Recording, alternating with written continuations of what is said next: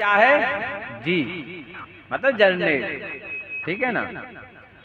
दूसरा भगवान कहते हैं स्थिति, माने उसका पालन पोषण करना। हमारे घर में जो लोग हैं हमसे पूछ लेंगे कि भोजन कर लो, पर चींटी से कौन पूछेगा ये भूखी है, श्वान से कौन पूछेगा ये भूखा है, गायों से कौन पूछेगा ये भूखे हैं, पक्षियों से कौन पूछेगा ये भूखे हैं। कहते अपने अपने घरन की सब काहू को पीर, उन्हें पीर सब घरन की सुधन धन रघुवीर। महाराज अपने ओरछा की एक सत्य घटना है। सिमरा के कोई सेठ जी थे, तो जो भक्त लोग होते हैं चर्चा की, बोले ओरछा में आज तक कोई भूखा नहीं सोता है। तो कई लोग भगवान की परीक्षा ले लेते हैं। तो ये सेठ जी पहुंच गए ओरछा, बोले हमें देखना है कि भगवान कैसे खिलाते हैं, हम नहीं मानते इस बात को। और चतुर्भुज जो मंदिर बना हुआ था उसके बाहर जो मैदान डला था, जी गए और वहां पर ये सुबह से भूखे बैठ गए। अब ये यही सोचने लगे कि देखते हैं कौन खिलाता है। पूरा दिन हो गया महाराज,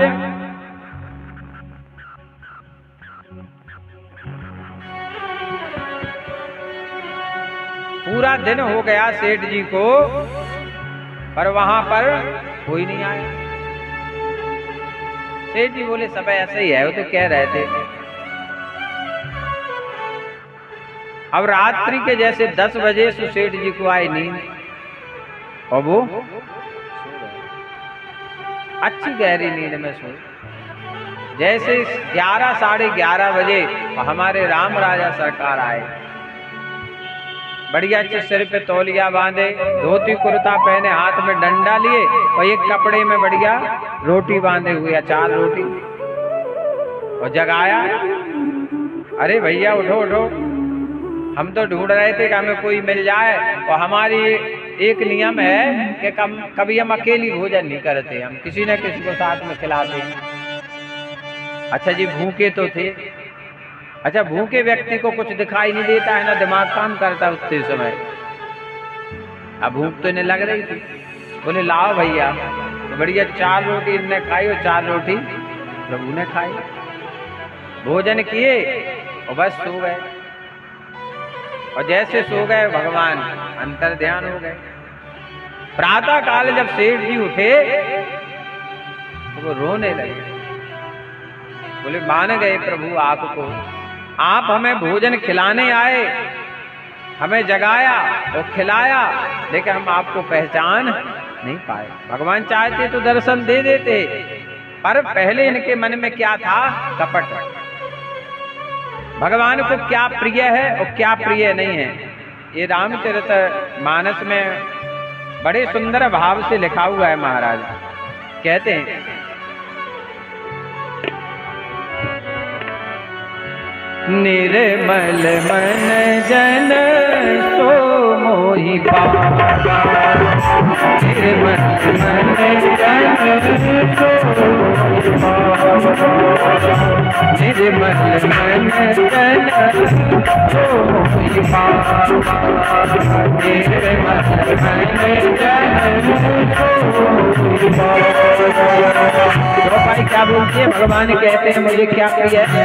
निर्मल, जिसका मन वो मुझे पा सकता है। और भगवान कहते हैं वो मुझे कभी प्राप्त नहीं कर सकता जिसके अंदर मोहे कपट चित्र न भावा, मोहे कपट चित्र न भावा, मोहे कपट चित्र न भावा, मोहे कपट न भावा, निर्मल मन जन सो मोहि पावा, निर्मल मन जन सो मोहि पावा, निर्मल मन जन सो मोहि पावा।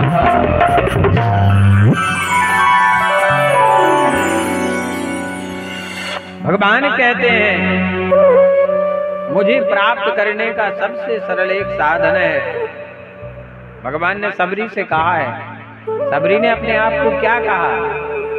अधम ते अधम अधम अति नारी। 3 बार अपने आप को अधम अधम अधम कहा है। भगवान मैं नहीं जानती कि आपकी पूजा कैसे की जाती है। कभी जीवन में ये नहीं कहना कि हम पूजा करके जानते हैं। कभी ये नहीं कहना कि हमारे पास पूजन की सारी सामग्री है। जब भगवान को भोग लगाओ तो एक भाव बनाना, प्रभु मैं आपको क्या खिलाऊं? आप तो राजा हो और मैं भिखारी हूं, मैं आपको क्या खिला सकता हूं? मैं तो विदुरानी की तरह आपको केले के छिलके खिला रहा हूं। मेरी भक्ति बिल्कुल सुदामा जैसी है। मैं आपको सबरी के बेर खिला सकता हूं, पर मैं आपको 56 भोग। पर प्रभु मैंने सुना है कि आप भक्त की पुकार सुनते हैं। अहम भक्त पराधीना, जहां आपको भक्त बुलाते हैं प्रभु आप दौड़े चले आते हैं। प्रभु हमारे इस भोजन को आप स्वीकार करें महाराज। तत्क्षण भगवान दौड़े चले आएंगे आपकी कुटिया में। खाली थाली लगा करके भगवान के सामने रख देना, तुलसी डालने से भगवान भोजन नहीं करते। पहले भाव बनाया जाता है महाराज। हम वस्त्र भी पहनाए, हे प्रभु हम क्या पहनाए आपको?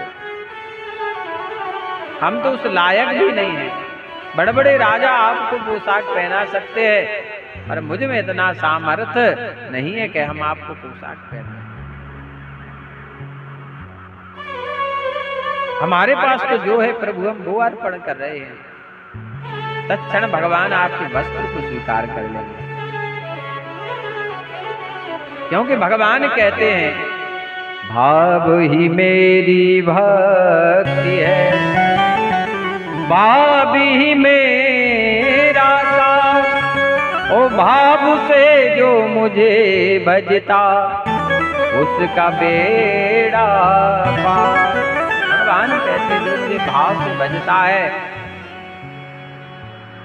मैं उसके द्वारे दौड़कर पहुंच जाता हूं। वही मेरी भक्ति है, वही मेरी सेवा है, मैं उसी का ही भूखा हूं। तो भगवान को क्या प्रिय है?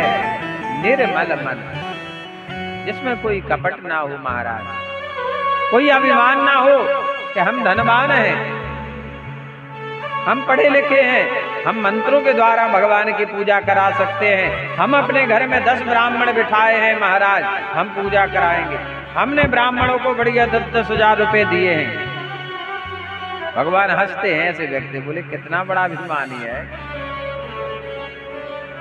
अरे जब तेरा जन्म हुआ तो पहनने के लिए कपड़े नहीं थे तेरे पास, और तू कितना अभिमान कर रहा है।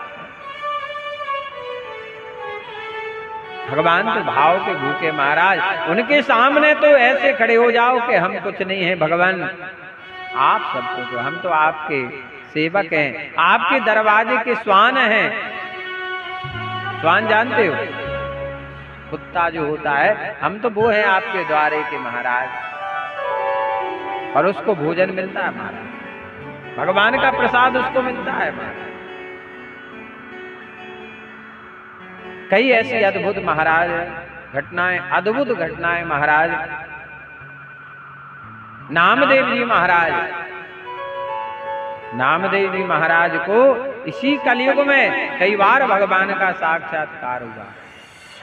3 वर्ष के नामदेव ने भगवान को प्रकट कर लिया। इनकी भक्ति की चर्चा सारे भारतवर्ष में होने लगी महाराज। दिल्ली में पहुंचे। पहले दिल्ली को क्या कहा जाता? इंद्रप्रस्थ। क्या कहा जाता था? इंद्रप्रस्थ। उस समय राजा कौन थे? अकबर। किसी ने जाकर कह दिया कि देखो ये ऐसा कार्य कर रहे हैं, अपने धर्म की ध्वजा लहरा रहे हैं। अकबर ने बुलाया। ये जानते थे तो महिमा, क्योंकि ध्यानु भगत की महिमा देख चुके थे अकबर। बोले भक्त से एक गाय थी महाराज, नामदेव के सामने महाराज गाय को काट दिया।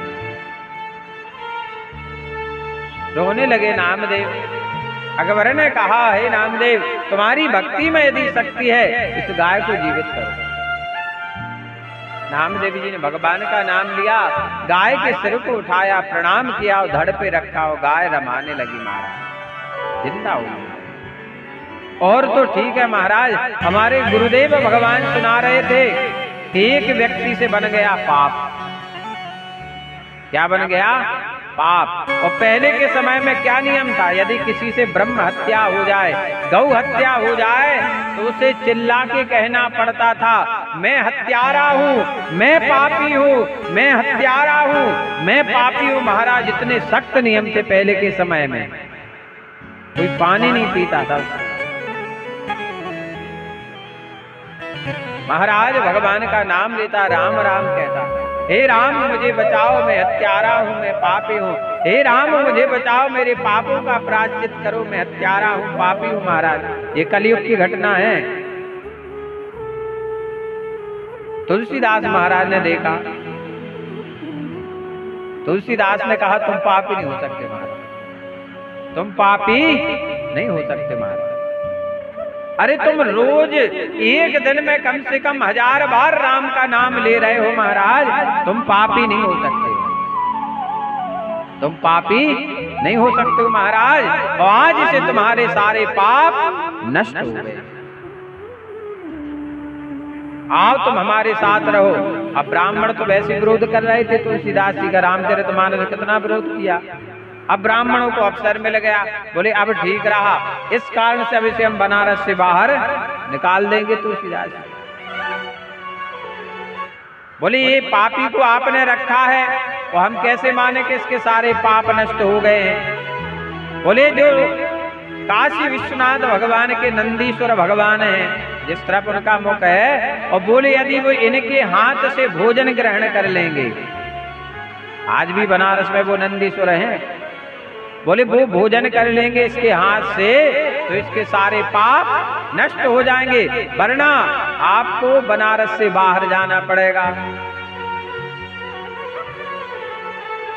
अब जो वो पापी था वो कहने लगा, ये तो होना असंभव है, वो पत्थर के नंदी है, वो कैसे भोजन करेंगे।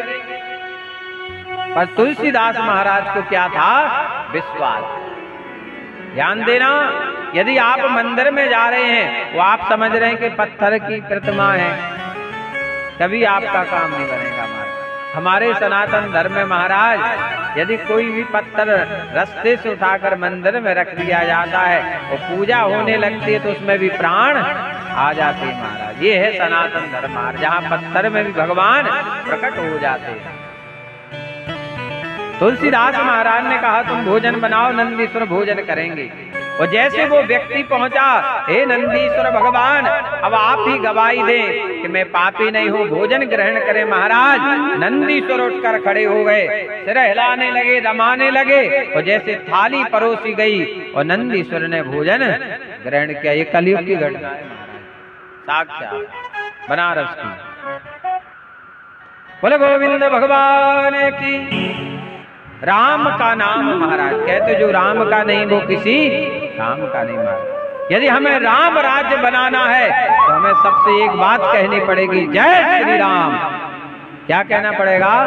जय श्री राम। जब भी हम किसी के पास जाएं तो पहला शब्द जय श्री राम। जैसे वृंदावन में कहते हैं राधे राधे, तो जो भी मिले जय श्री राम। ना गुड मॉर्निंग कहना है महाराज, और ना गुड नाइट कहना है।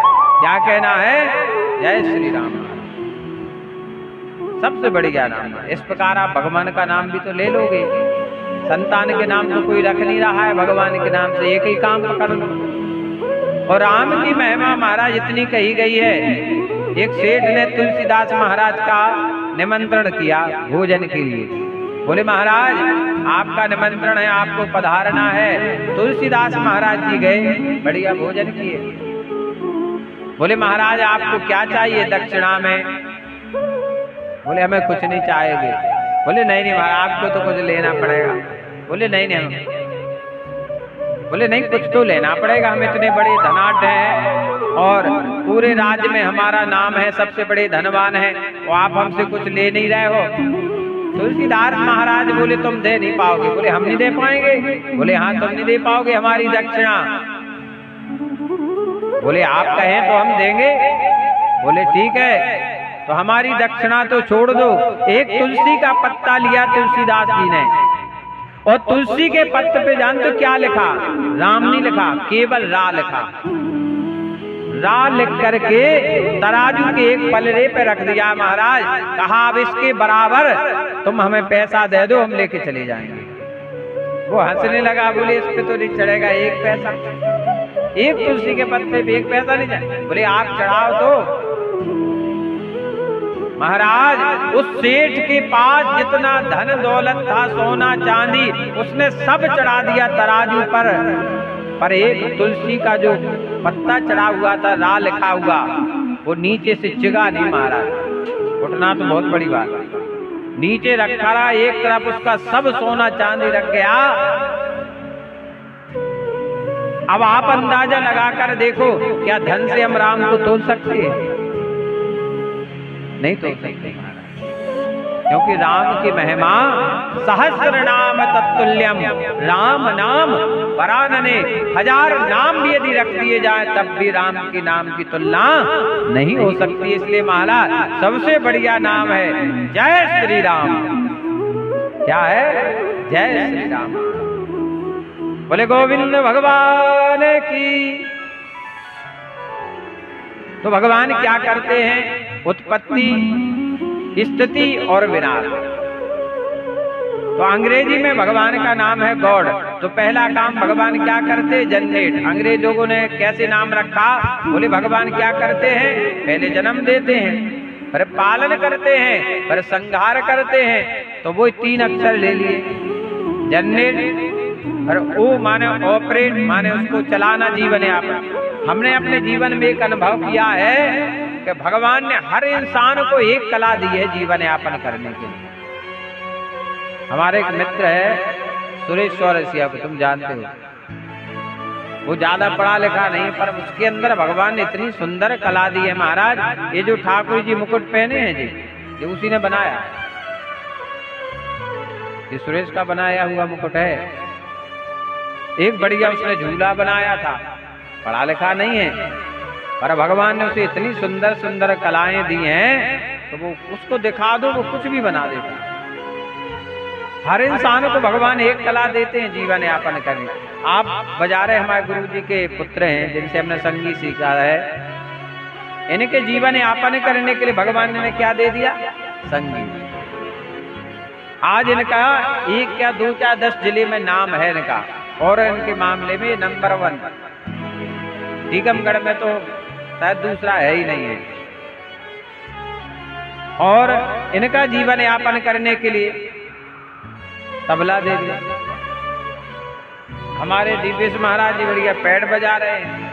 तो भगवान किसी ना किसी को कोई कला दे करके, ताकि इसमें इसका जीवन निकल जाएगा। चाहे महाराज अनपढ़ हो, चाहे पढ़ा लिखा हो। पढ़े लिखे को भगवान नौकरी दे देते हैं, किसी को दुकान दे देते हैं, पर भगवान कोई ना कोई व्यवस्था सबके लिए करते हैं। हम उनका ध्यान करें या ना करें, पर वो हमारा ध्यान करते हैं। इसलिए कहते हैं कुछ नहीं बिगड़ेगा तेरा हरि शरण आने के बाद। कुछ नहीं बिगड़ेगा तेरा हरि शरण आने के बाद। हर खुशी मिल जाएगी तुझे, हर खुशी मिल जाएगी तुझे, चरणों में झुक जाने के बाद। कुछ नहीं बिगड़ेगा तेरा हरि शरण आने के बाद। कुछ नहीं बिगड़ेगा तेरा हरि शरण आने के बाद।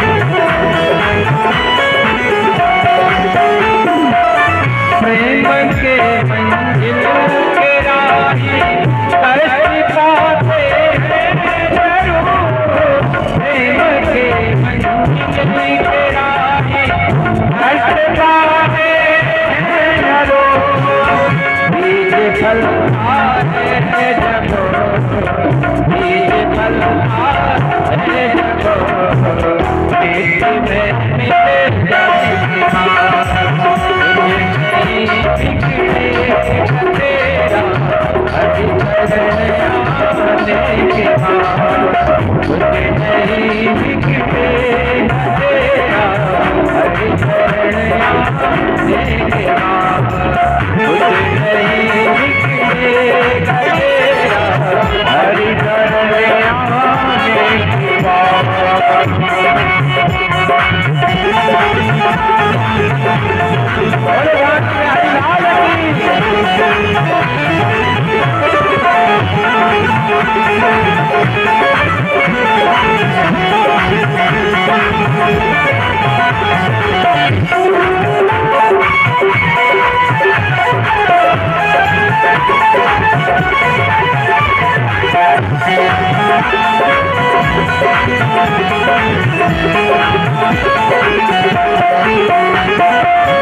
प्रेम कर मैंने नाम ले घनश्याम का, प्रेम कर मैंने नाम ले घनश्याम का, पूरी बगिया फिर मिलेगी, पूरी बगिया फिर मिलेगी, जो बदल जाने के बाद मुझे नहीं बिगड़ेगा तेरा हरि शरण आने के बाद, मुझे नहीं बिगड़ेगा तेरा हरि शरण आने के बाद।